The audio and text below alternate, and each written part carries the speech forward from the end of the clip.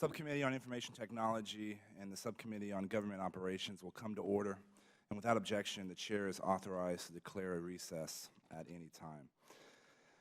Today, we're going to review GAO's designation of IT acquisition as high risk and highlight how the Federal Information Technology Reform Act, FTARA, can reduce IT acquisition risk. I represent a district that's 29 counties, very rural parts of Texas, and the urban part. Not once did I mention IT procurement on the campaign trail because it wasn't a sexy topic. And one of my first trips out in the district, we're in far west Texas, my chief of staff says, "What are you going to talk about?" And he says, "IT procurement." And his face goes ashen.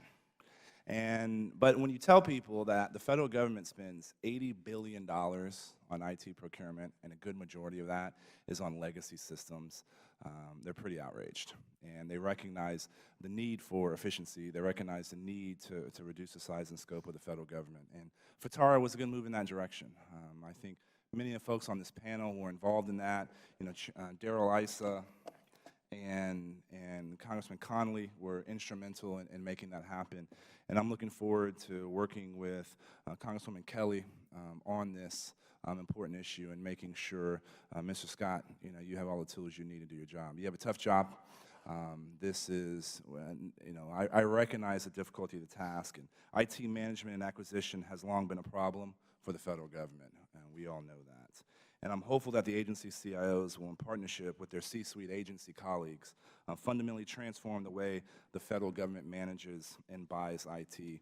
We cannot afford to be having the same discussion about IT management and acquisition in another 20 years. Our fiscal situation demands that we take advantage of the opportunities for cost savings in IT, whether through eliminating duplication, transitioning to the cloud and shared services, or ensuring agile development. I'm particularly interested in how we might define successful FTARA implementation and how we best empower the CIOs for success.